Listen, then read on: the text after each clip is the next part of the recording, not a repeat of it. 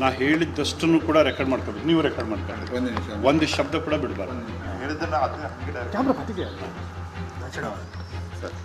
ನಮ್ಮವ್ರು ಯಾರಾದರೂ ರೆಕಾರ್ಡ್ ಮಾಡ್ತಾರೆ, ನಾವು ಸೋಷಿಯಲ್ ಮೀಡಿಯಾದಲ್ಲಿ ಬಿಡ್ತೀನಿ. ನನ್ನದೇ ಸೋಷಿಯಲ್ ಮೀಡಿಯಾದಲ್ಲಿ ನೀವೇನಾದ್ರು ಕಟ್ ಮಾಡಿದ್ರೆ ಅಥವಾ ಟ್ವಿಸ್ಟ್ ಮಾಡಿದ್ರೆ ನಾನು ಸೋಷಿಯಲ್ ಮೀಡಿಯಾದಲ್ಲಿ ಬಿಡ್ತೀನಿ. ಸರಿ ಸರ್, ಹೇಳಿ ಪ್ರಶ್ನೆ. ನಿಮ್ಮ ಪ್ರಶ್ನೆನೂ ಕೇಳಬೇಕು, ರೆಕಾರ್ಡ್ ಆಗಬೇಕು. ಸರ್, ನಿಮ್ಮ ಹೇಳಿಕೆ ಬಹಳಷ್ಟು ದೊಡ್ಡ ಮಟ್ಟದಲ್ಲಿ ಚರ್ಚೆ ಆಗ್ತಾ ಇದೆ, ರಾಜ್ಯ ರಾಷ್ಟ್ರ ಮಟ್ಟದಲ್ಲಿ ಚರ್ಚೆ ಆಗ್ತಾ ಇದೆ. ಏನು ಚರ್ಚೆ ಆಗ್ತಾ ಇದೆ ಅಂದರೆ ಈಗ ನಿಮ್ಮ ನಾಯಕರು ಅಂದರೆ ಅಷ್ಟು ಜನ ಅಂದರೆ ನಿಮ್ಮ ರಾಜ್ಯಾಧ್ಯಕ್ಷರು ಸಹಿತ ಅದಕ್ಕೂ ನಮ್ಮ ಪಕ್ಷಕ್ಕೂ ಸಂಬಂಧ ಇಲ್ಲ ಅನ್ನೋ ಮಾತನ್ನು ಹೇಳಿದ್ದಾರೆ. ಅದು ಸ್ವಾಭಾವಿಕ, ಇದು ನನ್ನ ವೈಯಕ್ತಿಕ ನಿಲುವು.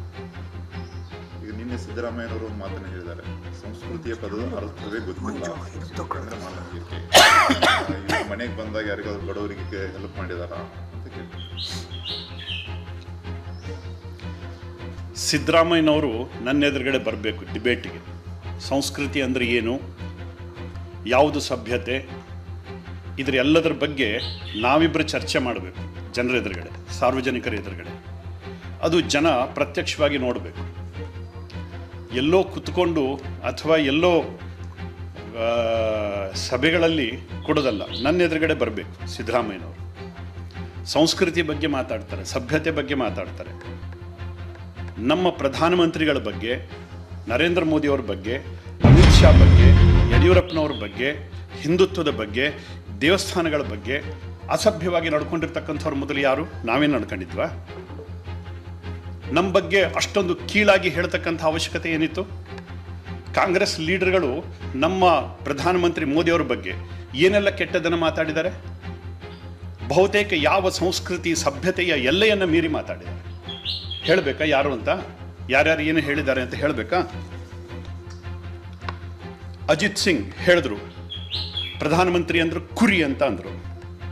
ಆಮೇಲೆ ಅಭಿಷೇಕ್ ಸಿಂಗ್ ಮಾನ್ವಿ ಹೇಳಿದ್ರು ಡ್ಯಾಮೇಜ್ ಮಾಡ್ತಕ್ಕಂಥ ಮನುಷ್ಯ ಅಂತ ಅಂದರು, ಇಡೀ ಭಾರತದ ಡ್ಯಾಮೇಜ್ ಮಾಡ್ತಕ್ಕಂಥ ಮನುಷ್ಯ ಅಂತ ಅಂದರು. ಆಮೇಲೆ ಸಮಾಜವಾದಿ ಪಾರ್ಟಿ ಲೀಡರ್ ಹೇಳಿದ್ರು, ಅಜಮ್ ಖಾನ್ ಹೇಳಿದ್ರು ಅವ ಒಂದು ಪಪ್ಪಿ ಅಂತ ಅಂದರು, ಅತ್ಯಂತ ಜಾತೀಯವಾದಿ ಅಂತ ಕರೆದ್ರು. ಆಮೇಲೆ ಬೇನಿ ಪ್ರಸಾದ್ ವರ್ಮಾ ಅಂತ ಕರೆದ್ರು, ಪ್ರಧಾನಮಂತ್ರಿಗಳನ್ನ ಕೊಲೆಗಡುಕ ಅಂತ ಕರೆದ್ರು. ಆಮೇಲೆ ಸಲ್ಮಾನ್ ಖುರ್ಷಿದ್ ಅವ್ರನ್ನ ಕಪ್ಪೆ ಅಂತ ಕರೆದ್ರು, ಮಂಗ ಅಂತ ಕರೆದ್ರು, ನಪುಂಸಕ ಅಂತ ಕರೆದ್ರು.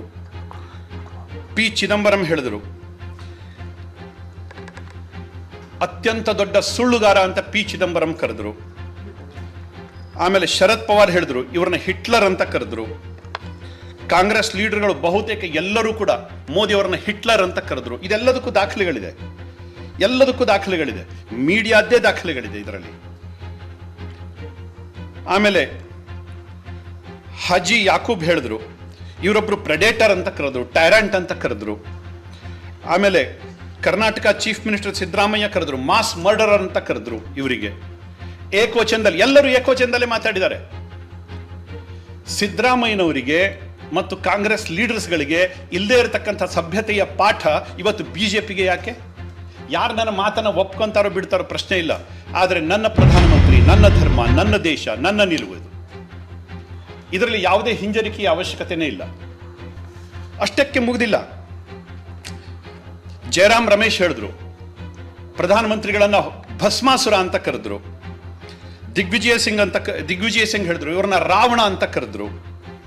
ಆಮೇಲೆ ಕಾಂಗ್ರೆಸ್ ಲೀಡರ್ ಮಣಿಶಂಕರ್ ಅಯ್ಯರ್ ಅವರನ್ನ ಹಾವು ಅಂತ, ವಿಷಸರ್ಪ ಅಂತ ಕರೆದ್ರು. ಅವರನ್ನ ಅತ್ಯಂತ ಕೆಟ್ಟ ಮುದಿ ಮನುಷ್ಯ ಅಂತ ಕರೆದ್ರು. ಇನ್ನೇನ್ರಿ ಹೇಳಿಸ್ಕೋಬೇಕು ನಾವು? ಇದು ಸಭ್ಯತೆನ?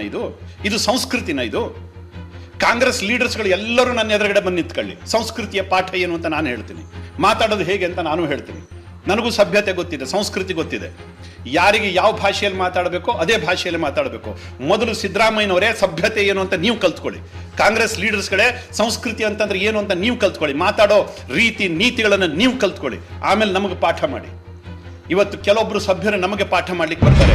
ಸಿದ್ದರಾಮಯ್ಯನವರು ಮೊನ್ನೆ ತಾನೇ ಎಲ್ಲ ವಿಡಿಯೋ ಸೋಷಿಯಲ್ ಮೀಡಿಯಾಗಳಲ್ಲಿ ಹರಿದಾಡ್ತಾ ಇದೆ, ಏಕವಚನದಲ್ಲಿ ಮಾತಾಡಿದ್ರು. ಕಳೆದ ಚುನಾವಣೆಗಳಲ್ಲಿ ಏನೆಲ್ಲ ಮಾತಾಡಿದ್ರು. ಅವರಿಗೊಂದು ಕಾನೂನು, ನಮಗೊಂದು ಕಾನೂನು, ಅವರಿಗೊಂದು ನ್ಯಾಯ, ನಮಗೊಂದು ನ್ಯಾಯ. ಇದು ಯಾವ ಸೀಮೆ ನ್ಯಾಯ ರೀ? ನಮಗದೆಲ್ಲ ಗೊತ್ತಿಲ್ಲ. ನಾವು ನಮ್ಮ ನಾಯಕತ್ವವನ್ನು ಪ್ರೀತಿ ಮಾಡ್ತಕ್ಕಂಥ ಜನ, ಅದಕ್ಕಿಂತ ಹೆಚ್ಚು ನಮ್ಮ ಧರ್ಮವನ್ನು ಪ್ರೀತಿ ಮಾಡ್ತಕ್ಕಂಥ ಜನ. ಇವತ್ತು ಅಯೋಧ್ಯೆ ರಾಮ ಮಂದಿರದ ಬಗ್ಗೆ ಏನೆಲ್ಲ ಅವಹೇಳನಕಾರಿ ಮಾತುಗಳನ್ನು ಹೇಳಿದ್ರು, ಎಷ್ಟು ಕೀಳಾಗಿ ಹಿಂದೂ ಸಮಾಜವನ್ನು ಕಂಡ್ರು.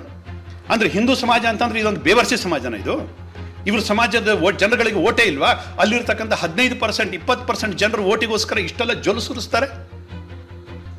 ಹಾಗಿದ್ರೆ 80%, 85% ಇರತಕ್ಕಂಥ ನಮ್ಮ ಜನರಿಗೆ ಏನಿದೆ ಗೌರವ? ಹಾಗಿದ್ರೆ ಮೊದಲು ಗೌರವ ಕೊಟ್ಟು ಮಾತಾಡೋದನ್ನು ಕಲೀರಿ. ನಮ್ಮ ಸಮಾಜಕ್ಕೆ ಮೊದಲು ನಮ್ಮ ಧರ್ಮಕ್ಕೆ ಗೌರವ ಕೊಟ್ಟು ಮಾತಾಡೋದನ್ನು ಕಲೀರಿ. ಜಾತ್ಯತೀತತೆ ನಮಗೂ ನಂಬಿಕೆ ಇದೆ, ಆದರೆ ಆ ಧ್ವನಿ ನಿಮ್ಮ ಧ್ವನಿಯಲ್ಲಿರಲಿ, ನಿಮ್ಮ ಭಾಷೆಯಲ್ಲಿರಲಿ. ಹಿಂದೂಗಳಿಗೆ ಒಂದು ರೀತಿ ಪದ್ಧತಿ, ಮುಸಲ್ಮಾನರಿಗೆ ಒಂದು ರೀತಿ ಪದ್ಧತಿ. ಇದು ಯಾವ ಸೀಮೆ ನ್ಯಾಯ ರೀ? ದಯವಿಟ್ಟು ಸಭ್ಯತೆಯನ್ನು ನೀವು ಕಲೀರಿ, ಸಂಸ್ಕೃತಿಯನ್ನು ನೀವು ಕಲೀರಿ, ಆಮೇಲೆ ನಮಗೆ ಪಾಠ ಮಾಡ್ಲಿಕ್ಕೆ ಬನ್ನಿ. ನಮ್ಮ ಧ್ವನಿ ಇದೇನೆ. ನೀವು ಹೇಳಿದ್ದು ಏಕವಚನದಲ್ಲಿ ಮಾತಾಡಿಸಿದ್ದು ಸರಿ ಅಂತಾದ್ರೆ ನಾನು ಮಾತಾಡಿದ್ದು ಸರಿ. ಯಾರು ನನ್ನನ್ನು ಒಪ್ಕೊಂತಾರೋ ಬಿಡ್ತಾರೋ ಗೊತ್ತಿಲ್ಲ, ದೇವರು ಒಪ್ತಾನೆ. ಈಗ ಹಿಂದೂ ಸಮಾಜದ ಸಭ್ಯ ಜನ ಇದನ್ನು ಒಪ್ಕೊಂತಾರೆ. ಸೋಷಿಯಲ್ ಮೀಡಿಯಾದಲ್ಲಿ ನೋಡ್ಲಿ, ಇವತ್ತು ಚರ್ಚೆ ಮಾಡಲಿ, ಯಾರು ಏನೇನು ಹೇಳ್ತಾ ಇದ್ದಾರೆ ಅನ್ನೋಂಥದ್ದನ್ನು ಕೇಳಲಿ. ಸಿದ್ದರಾಮಯ್ಯನವರೇ, ಖಂಡಿತವಾಗಿ ಹೇಳ್ತೀನಿ, ಸಂಸ್ಕೃತಿ ಸಭ್ಯತೆ ಬಗ್ಗೆ ಮಾತಾಡೋದಾದ್ರೆ ನನ್ನ ಎದುರುಗಡೆ ಬರ್ರಿ. ಇಡೀ ಕರ್ನಾಟಕದ ಜನ ನೋಡ್ಲಿ, ಲೈವ್ ಆಗಲಿ, ಬನ್ನಿ ನಮ್ಮ ಎದುರುಗಡೆ. ಅದಿಲ್ಲ ಅಂತಂದ್ರೆ ಸಂಸ್ಕೃತಿ ಸಭ್ಯತೆ ಬಗ್ಗೆ ಮಾತಾಡೋದನ್ನು ಬಿಡಿ. ಯಾಕೆಂದ್ರೆ ಅದರ ಅರ್ಥನೇ ಗೊತ್ತಿಲ್ಲದೆ ಇರತಕ್ಕಂಥ ಜನ ನೀವು ಸಿದ್ದರಾಮಯ್ಯನವರೇ. ಕಾಂಗ್ರೆಸ್ ಬಗ್ಗೆ ನಾನು ಹೇಳೋದಿಲ್ಲ, ಅನೇಕ ರಾಮ ಭಕ್ತರು ಅಲ್ಲೂ ಇದ್ದಾರೆ. ತುಂಬಾ ಜನ ಪ್ರಾಮಾಣಿಕವಾಗಿ ಇವತ್ತು ಕೂಡ ಸೇವೆ ಸಲ್ಲಿಸ್ತಾ ಇದ್ದಾರೆ. ಆದರೆ ಸಿದ್ದರಾಮಯ್ಯನಂತಹ ಧರ್ಮಲಂಡರ್ ಬಗ್ಗೆ ನಾನು ಹೇಳ್ತಾ ಇದ್ದೀನಿ. ಧನ್ಯವಾದಗಳು. ಯಾವುದನ್ನು ಬಡ್ಡಿ ಗಿಡ್ಡಿ ಇಲ್ಲದೇನೆ ವಾಪಸ್ ತೀರಿಸ್ತೀವಿ. ಸರ್, ಈಗ ಡಿ ಕೆ ಶಿವಕುಮಾರ್ ಅವರು ಒಂದು ಮಾತನ್ನು ಹೇಳಿದ್ದಾರೆ, ಅವರು ಮೊದಲು ಅವರ ಆರೋಗ್ಯವನ್ನು ನನ್ನ ಆರೋಗ್ಯ ಅತ್ಯಂತ ಚೆನ್ನಾಗಿದೆ.